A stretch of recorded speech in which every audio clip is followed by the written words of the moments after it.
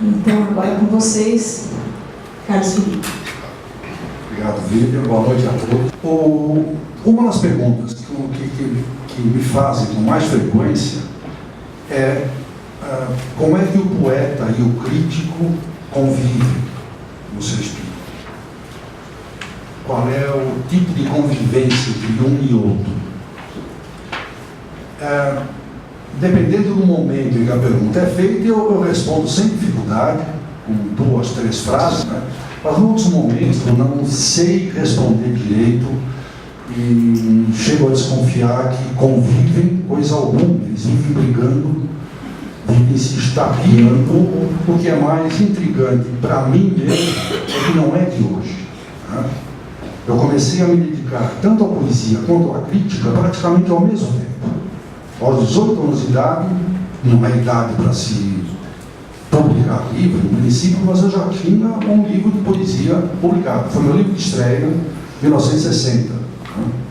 No ano seguinte, 61, eu já era colaborador regular do suplemento literário do Estado de São Paulo. E no ano seguinte, em 62, é que eu entrei na faculdade, fui fazer letras. E já no primeiro ano fui convidado a dar aulas de literatura. Escrever poesia e fazer crítica, escrever crítica estava nos meus planos, era o que eu gostava. Dar aulas não estava nos meus planos. Mas aconteceu.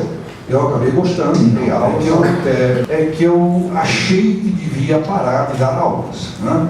Bom, eu sempre considerei, mas desde o início, as aulas de literatura como um prolongamento natural da crítica literária. Eu nunca vi de outra forma, né? Então, quando eu me referi daqui para frente ao crítico, isso inclui o professor, né? Que eu fui durante muito tempo, né? O que me ocorreu, em vez de tentar responder mais uma vez a pergunta, foi começar comentando com vocês como é que tudo isso começou. Nada planejado. Começou como acontece com toda a gente, lá pelos 10, 11 anos de idade. Eu tinha acabado de ingressar no que se chamava na época a primeira série ginasial, que hoje corresponde à 6ª série do ensino fundamental, não é isso? E entre as muitas novidades, foi assim um ano fantástico, um ano a que eu sobrevivi, não sei exatamente como, tal foi a quantidade de experiências entusiasmantes, umas aterrorizantes, outras, né? Mas eu não vou falar de nada disso não, eu vou falar só de uma das impressões fortes que eu tive. Até hoje, que eu me lembro, eu nunca confessei isso de público. São amigos muito chegados que conhecem essa historinha, né? Mas hoje, tendo chegado à idade que eu cheguei, aquele pudor, né, se esvai. Entre as muitas novidades que me impressionaram, uma delas foi, sobretudo no livro didático de português, né, mas também nos outros livros que me caíram nas mãos, né, aquelas páginas que continham linhas seccionadas. Às vezes metade de uma linha, às vezes menos da metade, de modo que eu, ao bater o olho naquilo, eu pensei, isso é muito mais fácil de ler do que aquelas outras páginas repletas de palavras da esquerda para a direita e todas as linhas. Então eu comecei a gostar dessas linhas seccionadas. Infelizmente não era o livro todo, mas eu ia saltando, eu lia uma página rápida, uma página de linhas seccionadas, a seguinte estava cheia, né? Eu saltava, eu ia à procura de outras linhas seccionadas. Eu aprendi logo que essas linhas seccionadas se chamam até hoje, versos, né? E que vêm agrupados em blocos uniformes, 2 a 2, 3 a 3, 4 a 4, 5 a 5, né? E que tudo isso, esses blocos se chamam estrofes, né? E o conjunto disso se chama poesia. Se tivesse sido só eu a me interessar, a me entusiasmar, a me encantar com as tais linhas seccionadas, eu acho que não teria acontecido nada. Eu hoje, sei lá o que é que eu seria hoje, mas não seria o que eu me tornei. O que aconteceu é que, sem que eu ficasse surpreso, me pareceu natural. Muitos colegas meus tinham a mesma atração pelas tais linhas seccionadas. Não era a maioria, né? Mas muitos colegas, tal como eu, gostavam de ler aquelas páginas que tinham linhas seccionadas. Não sei qual a razão, não perguntei, porque não tive coragem de confessar também que eu gostava, porque eu lia muito mais rápido aquilo, né, do que as páginas cheias, né? Além disso, não fui eu que inventei, acho que nunca teria me ocorrido inventar isso, mas vários desses colegas praticavam uma espécie de exercício de entretenimento que era imitar esses poemas, essas estrofes, esses versos que estavam lá nos livros. Eles cultivavam isso. E eu acabei por fazer a mesma coisa, né? Então, durante um largo tempo, um dos nossos passatempos, não era o único, não é? Nenhum de nós era assim, rato de biblioteca, de poesia, né? Não, um dos nossos passatempos, junto dos vários outros que todos nós praticávamos, era escrever poesia. Mas, claro, nenhum de nós dizia escrever poesia. Não, era uma brincadeira, era um passatempo, né? Um fato fundamental e que me escapou durante anos e anos e anos é que nessa altura, 10, 11, 12 anos de idade, a gente não prestava atenção ao nome do autor. Nós líamos, um mostrava para os outros, trazia de casa, encontrava em outros livros, e eram os poemas, eram os versos em si que nos interessavam. Então, poesia para nós, para mim, nessa altura, era uma espécie de massa anônima, ou seja, uma heterogeneidade, uma variedade um pouco absurda, um pouco samba do crioulo doido, porque nós líamos, sem perceber, poetas do século XVI, poetas do século XIX, poetas enfim, das várias tendências do século XIX. Nós não fazíamos a menor ideia em que século que se situavam aquelas linhas seccionadas que tanto nos atraíam. Bom, o primeiro poeta em cujo nome eu reparei foi Mário de Andrade. Ao completar 14 aninhos de idade, eu lembro muito bem porque foi na data do meu aniversário, em 1956, eu ganhei de presente esse livro que está aqui, exatamente esse objeto que está aqui, que eu estou mostrando hoje. Não tenho mais vergonha de mostrar o estado deplorável em que o livro se encontra, mas quando eu ganhei, era novinho em folha. A edição era do ano anterior, 55. Né? Fazia só 20 anos, 10 anos que o Mário tinha morrido. O Mário morreu em 45. E só em 55 esse livro aqui foi publicado. E no ano seguinte eu já tinha um exemplar novinho em folha, do Mário de Andrade. Foi um choque, né? Que a minha primeira providência foi jogar fora a quantidade enorme de cadernos que eu tinha, repletos daquela poesia que era imitação das linhas seccionadas, que eu e meus colegas praticávamos. Estou dizendo que ter lido Mário de Andrade aos 14 anos de idade, né, e um pormenor, talvez uma informação de ordem histórica. Nas aulas de português, nos nossos livros didáticos de português, não apareciam autores do século XX. Por absurdo que isso possa parecer para vocês hoje. Tá? Mas a literatura chegava até o século XIX, chegava até os parnasianos. O Euclides da Cunha era o mais novinho dos escritores que apareciam nas seletas escolares. Né? Então, eu tive a sorte imensa de alguém ter me dado de presente esse livro que está aqui, né? Desbeiçado, todo anotado, sujo. Mas é assim que eu gosto de ver livro, livro coisa viva, né? Não pode estar limpinho. Né? Bom, o primeiro impacto foi eu ver aí no Mário de Andrade que era possível escrever poesia em linguagem coloquial, como quem conversa. A São Paulo de 1956 era ainda muito parecida com a São Paulo de 1922. Então eu ia lendo lá os poemas da Pauliceia Desvairada, que é de 22, do Lozano Bucaque, que é de 24, logo em seguida, né? E reconhecia a cidade em que eu vivia. Isso para mim foi um impacto tremendo, porque até então eu achava que a tal da poesia, né, tinha que ver com o além, tinha que ver com aquelas abstrações universalizantes e com aquela linguagem apurada, né? E métrica e rima. Outra coisa que eu agradeço ao Mário de Andrade. Então é possível fazer poesia com linguagem coloquial, como quem conversa, misturando motivos vários, sensações, impressões do cotidiano, da realidade que me cerca, né? E não preciso mais me preocupar com métrica e rima. Nessa altura, depois de 2 ou 3 anos de exercício, né, ali imitando Bocage, Olavo Bilac, Alfonso de Guimarães, Gonçalves Dias, J.G. de Araújo Jorge, vocês imaginam que existia um poeta com esse nome neste país? A poetisa, na época, não se imaginava chamar de poeta, a poetisa Colombina. Vocês ouviram falar?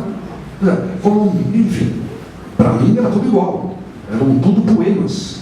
Eu só comecei a reparar, como já disse, nos nomes do poeta, bem depois, na época, estilo, e assim por diante, bem mais tarde, né? Mas o Mário, então, me mostrou ali, na prática, né, que não precisava ficar contando sílabas. Eu já estava craque nisso. Nossa, eu estava craque. Eu só, não é bater o olho, eu bati o ouvido numa frase qualquer e já dizia, é um redondinho, menor ou maior. Então é quase um decassílabo, está só com uma sílaba faltando ali na posição certa, etc. Então eu dominava com alguma facilidade a coisa da métrica. Mas ter lido a Pauliceia Desvairada foi a minha carta de alforria. E aprendi com ele que o verso, eu não sei se deve, mas o verso pode ter a medida determinada internamente pelo fluxo das emoções, dos sentimentos, da própria ideia. O verso pode, né, coincidir com as unidades ou subunidades sintáticas. Mas se o poeta quiser, não, ele quebra uma frase no meio. Depois eu fui aprender que isso se chama enjambement. Enfim, a liberdade. Né? Então eu joguei fora toda aquela adversalhada pueril da pré-história, né? Mas continuei fazendo a mesma coisa que eu vinha fazendo antes, que era imitar. Comecei a imitar Mário de Andrade. Mas houve um segundo impacto. Esse foi só o primeiro, na linguagem coloquial, livre, sem métrica, rima se acontecer, aconteceu. Né? O segundo impacto foi, vocês devem conhecer, já na primeira edição, que é de 22, a Pauliceia Desvairada, abre com um prefácio, que ele chama de prefácio interessantíssimo. E até hoje eu tento saber, não consigo saber o que é que me entusiasmou mais, se foi o prefácio interessantíssimo ou os poemas da Pauliceia Desvairada. Mas o que me pareceu, o que transpareceu para mim, né, é que se poeta até aquela altura era para mim vagamente o sujeito que escreve os seus poemas, a partir do Mário de Andrade, o poeta passou a ser o indivíduo que escreve os seus poemas e discute questões teóricas, questões técnicas, né? Avança por esse território que não é o da poesia propriamente dita, mas é um território, digamos, paralelo. E, sobretudo, eu não senti, aos 14 anos de idade, depois eu repeti isso, e a vida toda, jamais senti qualquer descompasso, qualquer quebra de continuidade entre o prefácio interessantíssimo e os poemas da Pauliceia Desvairada. Essas duas formas de manifestação, né, me pareceram absolutamente naturais, espontâneas, sem que uma brigasse, assim, de leve que fosse com a outra. Né? E eu passei, portanto, a imitar isso também. O jornalzinho do colégio, que até então tinha publicado os meus acrósticos, as minhas quadras, os meus pseudopoemas, passou a publicar também as imitações que eu passei a fazer de Mário de Andrade e, não vou chamar de artigos, mas umas crônicas, uns textos em prosa em que eu comentava o que é a poesia do Mário de Andrade. O primeiro texto que eu jamais escrevi sobre Fernando Pessoa, né? E deve ser o autor a respeito de quem eu mais escrevi. São 13 livros, ainda uma quantidade de artigos e ensaios. O primeiro texto que eu escrevi sobre Fernando Pessoa data de 1958. 58, lá no Colégio do Estado. Eu não tinha dito, né? Eu estudei no Colégio do Estado, escola pública, né? Em 1958 eu publiquei no nosso jornalzinho um pequeno artigo ensinando Fernando Pessoa, para os meus colegas. Enfim, isso para responder àquela tal pergunta que me fazem com frequência, né? Eu comecei fazendo poesia, não planejei fazer mais nada além disso, né? Mas aconteceu, culpa do Mário de Andrade, por causa do Mário de Andrade. Eu acabei tomando gosto pela especulação crítico-teórica a partir do prefácio interessantíssimo, enfim, e a partir daí foi o que eu continuei a fazer até hoje. Então, se contar a partir do livrinho de estreia, 1960, são 53 anos. Então, eu não faço outra coisa na vida, a não ser escrever poesia. Eu comecei escrevendo poesia. A crítica veio como que por acréscimo, né? Porque às vezes quando as pessoas me perguntam como é que convive em você o poeta e o crítico, a pessoa imagina que eu tenha produzido crítica, escrito muita crítica, estudado letras, mestre, doutor, né? E que então eu resolvi aplicar e passar isso para algum poema, escrever um poema a partir de alguma teoria, de algum conceito, de alguma fórmula, né? Que o crítico, o professor, tivesse descoberto. Isso jamais aconteceu. Não que eu tivesse consciência disso, mas é evidente que, enfim, são vasos comunicantes, né? Essa é a resposta que eu daria hoje. Tudo começou praticamente com poesia e crítica, não misturadas, mas convivendo em harmonia até onde foi possível. A partir de um certo momento, eu me dei conta de que o crítico não é levado muito a sério pelo poeta. Cara, você não deve dizer uma coisa dessas em público. Bom, mas enfim, o poeta sabe que o crítico força as coisas. Força como? O crítico é disciplinado. O crítico é, assim, muito apegado à coerência, à sequência lógica dos raciocínios, das ideias, né? O crítico faz questão que as coisas tenham começo, meio e fim. Quando ele escreve um artigo, quando dá uma aula, quando escreve um ensaio, e assim por diante, né? E isso é perfeitamente possível fazer, ou seja, passar no artigo, né, ou na aula, a impressão de coerência, sequência lógica, de rigor, de começo, meio e fim, todos os argumentos estão amarrados uns aos outros. Isso é perfeitamente possível fazer, ainda que a matéria-prima seja um amontoado de dúvidas e de incertezas, né? Que o poeta sabe que o crítico tem, sempre tem, mas o crítico se acostumou desde muito cedo a esconder, a simular uma convicção, uma certeza que ele na verdade não tem, né? Já o poeta vive sob a permanente suspeição de parte do crítico, né? O crítico acha que o poeta é excessivamente intempestivo, excessivamente impulsivo, e que não liga a mínima para a sequência lógica, seja lá do que for, né? E o poeta se dá o direito de só escrever quando tiver muita vontade mesmo. Já o crítico não, né? Um jornal, uma revista, uma editora nos encomenda algo, você pode estar com muita vontade de fazer outra coisa qualquer, né? Mas profissionalmente você aceita escrever aquele artigo, escrever aquela resenha, organizar aquela antologia para aquela editora e redigir um prefácio, notas, enfim. O crítico é profissional, o poeta não é, né? Eu tenho plena consciência, logo em seguida eu tive plena consciência de que o Mário de Andrade não é o nosso maior poeta. acima dele, e companheiros dele, o Drummond, o Bandeira, o Murilo Mendes, né? E assim que caiu nas mãos a primeira antologia de Fernando Pessoa, publicada no Brasil, foi em 58 mesmo, aquela antologia da coleção Nossos Clássicos, da Livraria Gil, né? E o Fernando Pessoa, né? Mas o meu apreço por Mário de Andrade continua até hoje do mesmo tamanho. Eu sei muito bem que Drummond é um poeta muito mais rico, mais complexo, Fernando Pessoa, Manuel Bandeira, mas eu continuo encantado com Mário de Andrade, que eu leio e releio constantemente. Mas graças a ele é que eu fui como que sendo conduzido, acho eu que naturalmente, a escrever poesia a partir da realidade concreta, a partir dos fatos, a partir das coisas à minha volta, né?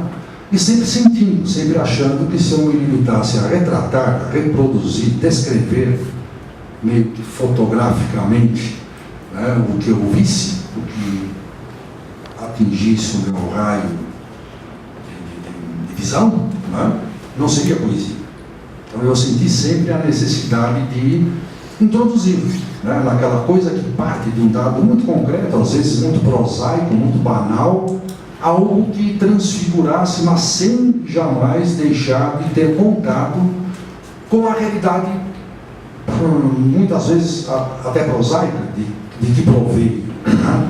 Às vezes eu escrevo um poema e não sou capaz de detectar o que desencadeou, qual foi o motivo, de onde ele partiu. Para uma grande quantidade dos poemas que eu já escrevi, eu sei dizer exatamente de onde partiu, qual foi o dado, o objeto, o fato, a figura, a imagem, a cena, né? Mas de vários poemas eu não sei dizer, né?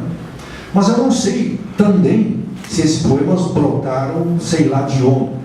Eu acho que deve ter brotado mesmo da realidade cotidiana, mas esse processo, esse mecanismo de transfigurar, de enfiar lá dentro associações livres, né?